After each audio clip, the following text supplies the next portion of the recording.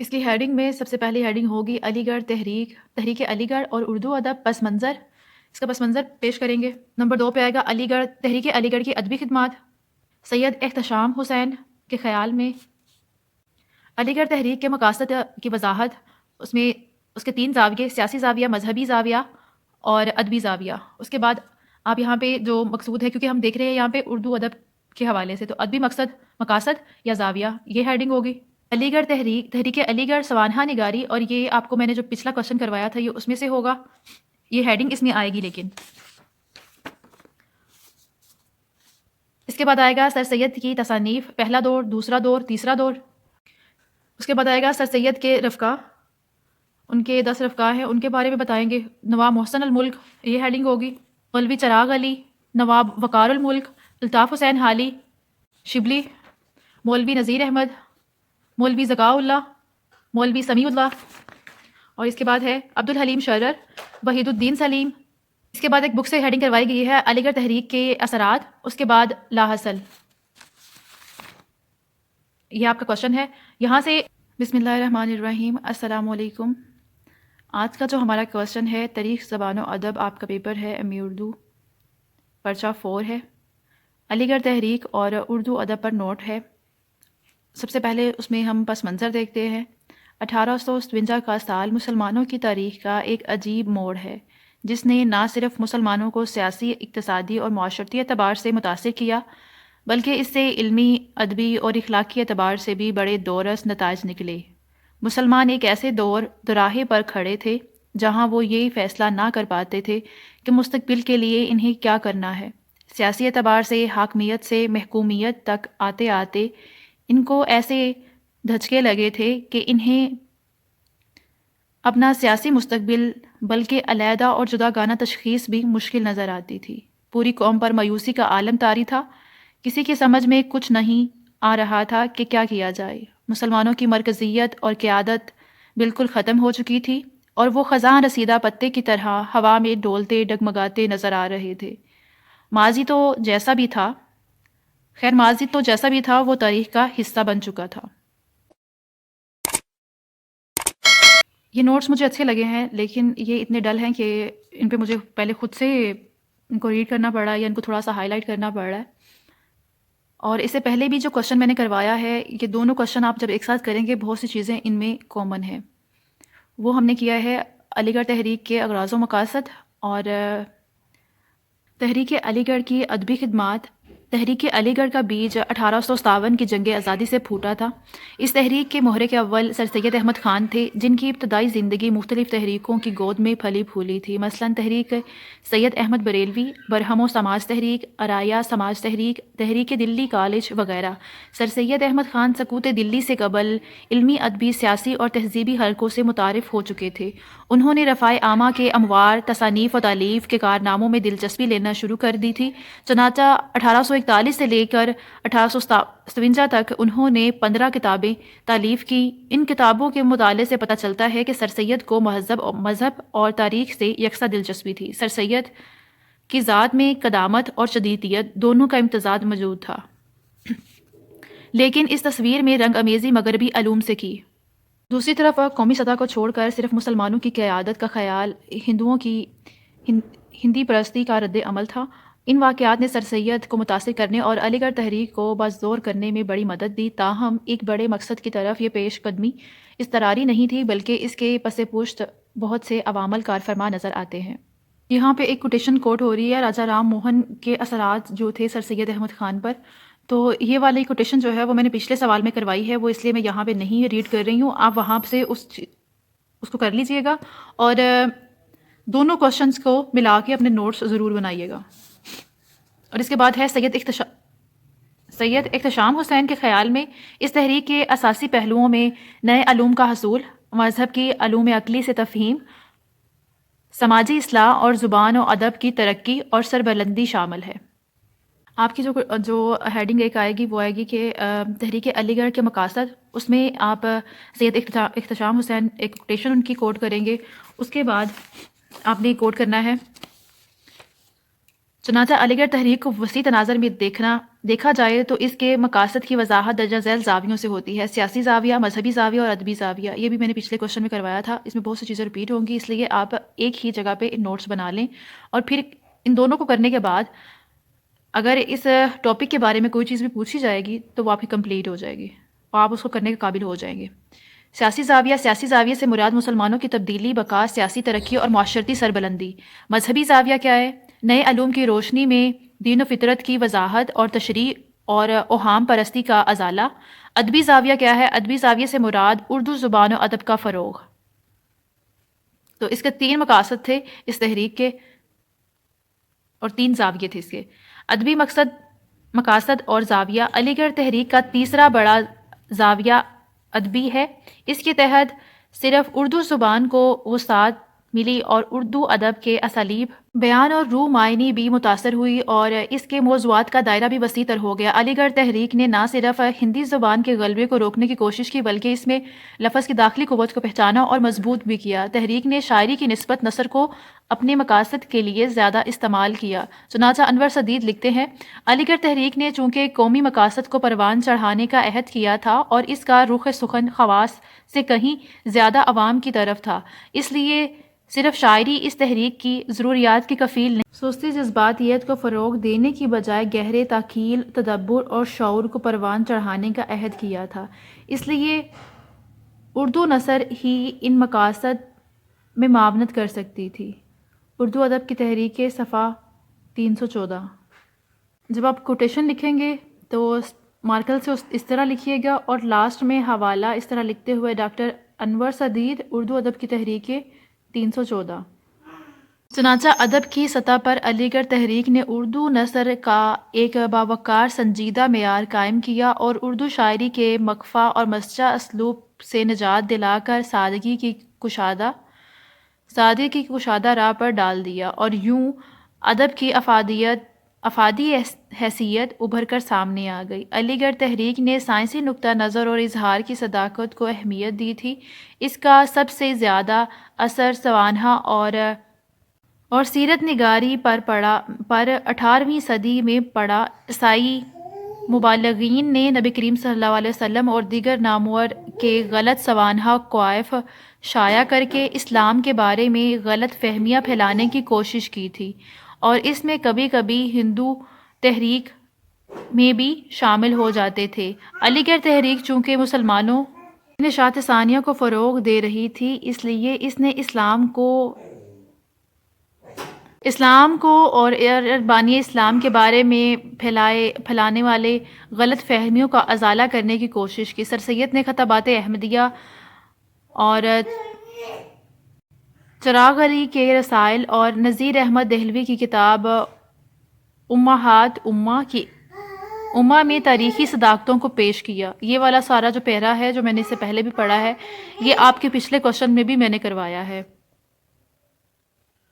وہاں پہ جو کوشچن کروایا وہ ہیڈنگ کے بنا ہے، یہاں پہ ہیڈنگ کے ساتھ ہے۔ یہ زیادہ ایزی لگے گا آپ کو، اس لیے یہ میں کروا رہی ہوں، اور جو میں جہاں پہ چھوڑ دوں وہ آپ پچھلے کوشچن سے اس کے جب نوٹس بنائیں گے تو آپ نے اس کو کمپلیٹ کر لینا ہے وہاں سے۔ تحریک علی گڑھ سوانح نگاری۔ سر سید احمد خان نئی تعلیم کے تحریک علی گڑھ سوانح نگاری کے حوالے سے اس کے بارے میں بھی آپ کو پچھلے کوشچن میں کروایا ہے، آپ وہی والا کوٹ کر دیں، نئی چیزیں ایڈ کرنے کی ضرورت نہیں ہے، یہ بھی وہی ہے۔ اس میں الممون الفاروق اور ان کے بارے میں ہے، خطبات احمدیہ ان کے بارے میں تفصیل ہے۔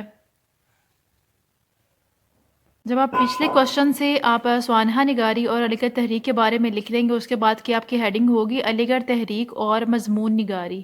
علی گڑھ تحریک کے ادبی کارناموں میں ایک اہم کارنامہ اردو مضمون نویسی کا فروغ ہے۔ اس کے مضمون نگاری کے نمونے بھی اسی تحریک نے فراہم کیے تھے۔ تہذیب الاخلاق میں سر سید احمد خان نے ڈھیلے ڈھالے لطیف اسلوب میں زندگی کے مسائل کو پیش کیا، اور علی گڑھ تحریک اور تہذیب الاخلاق کی وجہ سے اردو ادب مضمون نگاری کی نئی جہتوں سے متعارف ہوا۔ یہ آپ کی نیکسٹ ہیڈنگ ہوگی جب آپ سوانح نگاری لکھ لیں گے اس کے بعد۔ کا حصہ ہوگا سر سید کی تصانیف، پہلا دور، دوسرا دور، تیسرا دور. یہ بھی پچھلے کوشچن میں کروایا گیا ہے. ابتدا سے 1857 تک، 1857 سے سفر انگلستان تک، سفر انگلستان سے وفات تک. پہلے دور کی تصانیف میں سر سید جو ہیں وہ روشن زمانے کے عین کے مطابق خود کو ڈھالتے ہوئے نظر آتے ہیں. اس کی اگزامپل میں آثار السنادید ان کی کتاب ہے. اور دوسرے دور میں سر سید کے تصانیف جو ہیں وہ آویزش کی بجائے مفاہمت اور لذت موجود ہے. اس میں رسالہ اسباب بغاوت، لائف آف محمدنز آف انڈیا اور تتبین الکلام اور تحقیق لفظ انصاری. تیسرے دور کی تصانیف میں لندن گئے. انہیں انگریزی معاشرت اور وسیع تناظر کو پرکھنے کا موقع ملا. وہ مغرب کے فکری تہذیبی تمدن اثرات سے متاثر ہوئے بغیر نہ رہ سکے. اس دور کی سب سے اہم کتاب خطبات احمدیہ اور لائف آف محمد صلی اللہ علیہ وسلم کے جواب میں لکھی گئی.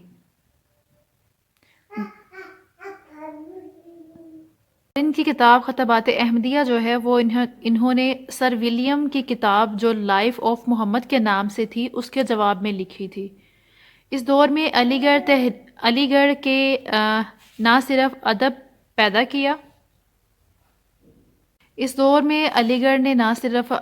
کیا بلکہ بہت سے ادیبوں کی خفیہ صلاحیتوں کو بیدار کیا اور نئے جذبے سے انہیں قومی مسائل اور تحریک علی گڑھ کا حصہ بننے کے لیے آمادہ کیا. سر سید کے رفقا جو اس تحریک کا حصہ بنے تھے ان میں مندرجہ ذیل نام ہے: نواب محسن الملک، مولوی چراغ علی، نواب وقار الملک اور الطاف حسین حالی شبلی، مولوی نذیر احمد، مولوی ذکاء اللہ اور مولوی شیخ اللہ اور عبدالحلیم شرر، وحید الدین سلیم.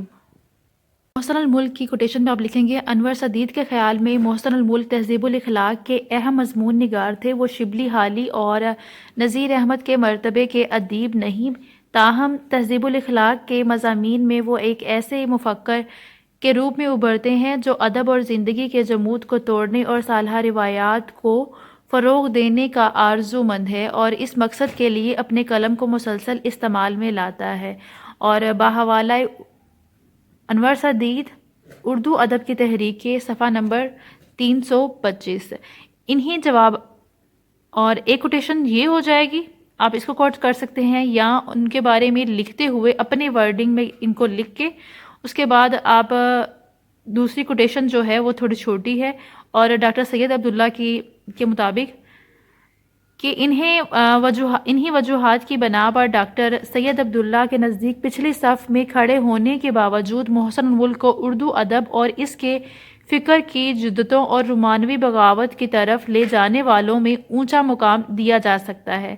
سر سید اور ان کے نامور رفقا کی نثر، صفحہ نمبر 32 صفحہ نمبر 32. ان کے دوسرے رفقا جو ہیں مولوی چراغ علی ہیں. چراغ علی اپنے بچپن میں والد کی رحالت کے باعث باقاعدہ تعلیم کا سلسلہ جاری نہ رکھ سکے. اردو، فارسی اور انگریزی کی معمولی تعلیم ہو سکی، تاہم کوئی امتحان پاس نہ کیا، لیکن اپنی لگن سے عربی فارسی کے عالم قرار پائے. اور ان کے حوالے سے ہم ایک کوٹیشن جو ہے وہ کوٹ کریں گے: انور سدید کے نزدیک مولوی چراغ علی کا مزاج تحقیقی تھا، چنانچہ انہوں نے غلطی ہائے مضمون کی درستی کی طرف زیادہ توجہ دی. اردو کی مختصر تاریخ، صفحہ 279 289. 3 پہ ہے نواب وقار الملک، اور اگر میں نے وہاں پہ غلط پڑھا ہو تو وہ نوٹس ایسے ہیں کہ اس میں سے بہت مشکل سے ہی آپ سمجھ پاتے ہو. وقار الملک کے والد ان کی شیر خوارگی کے زمانے میں ہی انتقال کر گئے تھے. ان کی تربیت ان کی والدہ نے کی. رسمی تعلیم کے حصول کے بعد اسی مدرسے میں ملازمت کر لی. اپنی محنت اور لگن اور ذہانت کے باعث ناظم دیوانی کے عہدے پر فائز ہوئے اور عدالت پناہ کا لقب پایا. اور اس میں آپ کوٹیشن جو کوٹ کر سکتے ہیں یا اس کو اپنے الفاظ پہ لکھ دیتے ہیں، کوٹیشن آپ کوٹ کر لیجئے گا اس میں، کہ اس کے علاوہ انور سدید کے الفاظ میں انہوں نے تہذیب الاخلاق میں قومی، معاشرتی، مذہبی اور اخلاقی موضوعات پر متعدد مضامین لکھے۔ وقار الملک نے سر سید کے سائنسی اور غالب کے شخصی اسلوب کو باہم مدغم کرنے کی کوشش کی اور نجی گفتگو کو خطوط میں ادبی اظہار کا وسیلہ بنا دیا۔ اردو ادب کی تحریکیں، صفحہ 326۔ اور جب آپ کہتے ہیں کہ ہم پہلے پاس کیوں نہیں کر پائے، ہم نے اچھا لکھا تھا، جب آپ کوٹیشنز نہیں کوٹ کرتے ہیں، جب آپ اشعار نہیں کوٹ کرتے ہیں اپنی بات کو پروف کرنے کے لیے، آپ کے مارکس اچھے نہیں آتے ہیں یا ایگزامینر کو پسند نہیں آتا ہے۔ الطاف حسین حالی علی گڑھ تحریک کے سرگرم رفقا ہیں، اور الطاف حسین حالی ایک ایسے مصنف تھے جن کی سادگی اور درد دل نے بحیثیت انسان انہیں عظیم رتبہ عطا کر دیا۔ سقوط دلی کے بعد انہوں نے جو 10 سال علم حاصل کرنے میں گزارے، اس میں انہوں نے مسلمان قوم اور اسلام کی زب و حالی کے اسباب دریافت کرنے کی کوشش کی۔ حالی کی تصانیف میں یہ ان کی ایک فہرست ہے، اگر آپ چاہیں تو ان کو ایک دفعہ پڑھ کے اس کے بارے میں جو آسان لگے ان کے بارے میں آپ بتا دیجئے گا اور لکھ دیجئے گا۔ سدید کہتے ہیں کہ حالی کی شاعری اور نثر پر ان کے انکسار اور درد مندی کی گہری چھاپ لگی ہوئی ہے۔ وہ قلوب مردہ کو جگانے اور ذہن کو خیال کی قوت سے متحرک کرنے کی سعی کرتے ہیں۔ ٹھیک ہے، یہ کوٹیشن اتنی ہو گئی اور اس کا حوالہ یہ نیچے لکھا ہوا ہے۔ اردو ادب کی مختصر تاریخ، صفحہ 273۔ شبلی نعمانی اعظم گڑھ کے ایک گاؤں بندول میں پیدا ہوئے۔ ابتدائی تعلیم مولوی شکر اللہ سے حاصل کی۔ شبلی نے حصول علم کے لیے بہت سے سفر اختیار کیے۔ والد اور استاد کے کہنے پر وکالت کا امتحان پاس تو کر لیا، لیکن اس پیشے میں کذب و افتراء کے باعث اس میں دل نہ لگ سکا۔ شبلی کی تصانیف میں سوانح نگاری کے سلسلے میں المامون، سیرۃ النعمان، الفاروق، فلسفہ کلام میں علم الکلام، الکلام اور غزالی، اور سوانح مولانا روم، اور ادبیات میں موازنہ انیس زبیر اور شعر العجم 5 جلدیں، سفر نامہ مصر، روم، شام وغیرہ شامل ہیں۔ ڈاکٹر انور سدید کے خیال میں علی گڑھ تحریک کہ جس فکری زاویے کو سر سید نے ابھارا تھا، شبلی نے اسے مستحکم کرنے کی کوشش کی۔ شبلی ادیب اور شاعر ہی نہ تھے، عالم اور مفکر بھی تھے، اور شبلی علی گڑھ تحریک اور سر سید سے ہی روشنی حاصل نہیں کرتے تھے بلکہ وہ خود بھی روشنی کا مینار تھے۔ چنانچہ ان کی یہ شخصیت، انفرادیت، علی گڑھ تحریک کے لیے ایک اضافی قوت کا سرچشمہ بھی تھی۔ یہی وجہ ہے کہ وہ اس تحریک کی جم الصفات شخصیتوں میں شمار ہوئے۔ وہ محقق، نقاد، ادیب، شاعر، خطیب، فلسفی اور متکلم تھے۔ چنانچہ انہوں نے ہر موضوع پر پوری ذمہ داری سے قلم اٹھایا اور علمی، ادبی اور مذہبی مباحث کو اپنے منفرد دلائل اور آزاد مفکر سے سلجھا دیا۔ شبلی نے اپنی انفرادی فکر سے ایک جدید علم و کلام کی بنیاد رکھی اور اس موضوع پر علم الکلام اور الکلام، غزالی، سوانح مولانا روم وغیرہ کتابیں تصنیف کی۔ ان کتابوں میں اگرچہ شبلی کی ذاتی فکر کا پرتو موجود ہے، تاہم یہ علی گڑھ تحریک کی روح سے بھی ہم آہنگ ہیں۔ اردو ادب کی تحریکیں، صفحہ نمبر 327۔ مولوی نذیر احمد دہلوی کے مزاج کی ساخت میں قدیم دلی کالج کے اثرات زیادہ تھے۔ اس زمانے میں ان کا تعارف سر سید سے ہو چکا تھا، لیکن سر سید کے حلقے میں بہت دیر بعد آئے اور جلد ہی علی گڑھ تحریک کے سرگرم رفقا میں شمار ہونے لگے۔ انہوں نے سر سید کی تحریک کو صرف علی گڑھ تک محدود نہیں رکھا، بلکہ وہ اس کے فدیہ وسعت چاہتے تھے اور مولوی نذیر احمد لکھتے ہیں کہ جس تحریک کو علی گڑھ تحریک کہا جاتا ہے، اس سے یہ مراد نہیں کہ جو کچھ ہو علی گڑھ کی زمین میں ہو، بلکہ علی گڑھ تحریک میں ہر ایک وہ کام شامل ہے جو حقیقی، کامل اور مکمل طور پر مسلمانوں کے حق میں مفید ہو، خواہ کسی صوبے کے مسلمانوں کو اس سے فائدہ پہنچے۔ بحوالہ نذیر احمد، آثار و احوال، افتخار احمد صدیقی، صفحہ 182۔ مولوی ذکاء اللہ کا شمار سر سید کے ان رفقا میں ہوتا ہے جنہوں نے علی گڑھ تحریک کا پیغام بچوں تک پہنچانے کے لیے درسی کتب تصنیف کی۔ مولوی صاحب علی گڑھ تحریک کے ان ادیبوں میں شامل ہیں جنہوں نے بہت ساری کتب لکھی۔ ان کی تاریخ ہندوستان 10 جلدوں پر مشتمل ہے۔ سوانح عمری، ملکہ وکٹوریہ، یہ بھی ان کی کتب ہیں۔ اور مولوی سمیع اللہ نے انہوں نے ایسے موضوعات پہ قلم اٹھایا کہ ان سے پہلے اردو میں نہیں لکھا گیا۔ حقیقت یہ ہے کہ ان کے کام عبدالحلیم شرر کا شمار ان ادیبوں میں ہوتا ہے جنہوں نے مسلمانوں کی نشاط ثانیہ کے احیاء کی کوشش کی، اور وہ بنیادی طور پہ ایک ناول نگار تھے، پر وہ تاریخ نویسی یا تاریخ نگاری میں شرر صرف سر سید سے متاثر تھے۔ انہوں نے رسالہ مہذب اور دلگداز کے ذریعے علی گڑھ تحریک کی معنویت کو آگے بڑھانے کی سعی کی۔ وحید الدین سلیم مولانا حالی کے ذریعے سے سر سید کے لٹریری اسسٹنٹ ہو کر آئے، اور کچھ دنوں کے بعد علی گڑھ انسٹیٹیوٹ گزٹ اور تہذیب الاخلاق کی ادارت میں سر سید کا ہاتھ بٹانے لگے۔ اس کے بعد ہے علی گڑھ کے اثرات۔ سر سید کے رفقا کے علاوہ جن ادبا نے اس تحریک سے اثرات قبول کیے، ان میں سید احمد دہلوی کا نام نمایاں ہے۔ انہوں نے نئے ادبی قواعد کے تحت لغت کی تدوین، فرہنگ آصفہ ان کا ابدی کارنامہ ہے۔ انہوں نے مسلمانوں کو ہندوانہ رسومات سے باخبر کرنے کے لیے رسوم ہند تصنیف کی۔ سید علی بلگرامی نے جلوہ خضر سے شہرت پائی، اور امداد امام اثر نے کاشف الحقائق لکھ کر تنقیدی حوالے سے حالی سے شبلی سے آگے قدم بڑھایا۔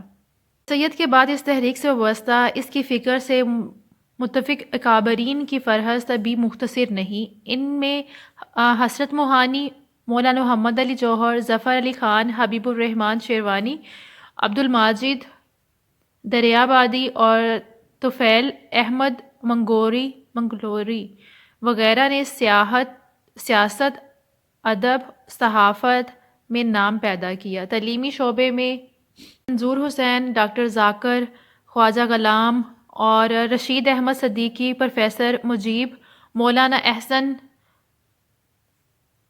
الیاس برنی نے اس تحریک کو مزید آگے بڑھانے کے لیے اس طرز حیات کو فروغ دیا۔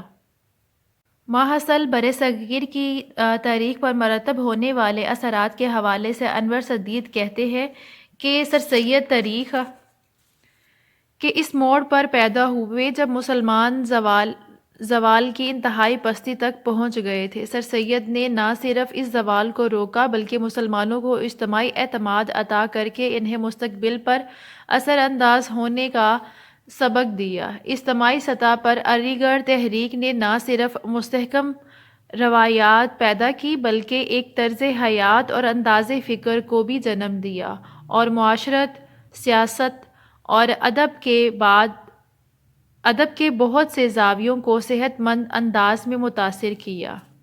نتیجہ یہ ہوا کہ مسلمانوں کی نشاط ثانیہ ہمیشہ اختیار کرتی چلی گئی، اور 20ویں صدی میں جب مسلم لیگ کی تحریک پیدا ہوئی تو سر سید کے دو قومی نظریے کو اس کے مخاض میں اساسی حیثیت حاصل ہوئی۔ چنانچہ 1857 کی جنگ آزادی علی گڑھ تحریک کا نقطۂ آغاز اور تخلیق پاکستان کا واقعہ اس تحریک کی کامیابی کا نقطۂ عروج قرار پایا، اور اس عرصے میں علی گڑھ تحریک کی فعال روح کا سرگرم عمل رہنا بذات خود اس کی کامیابی کی دلیل ہے۔ اردو ادب کی تحریک، صفحہ 335۔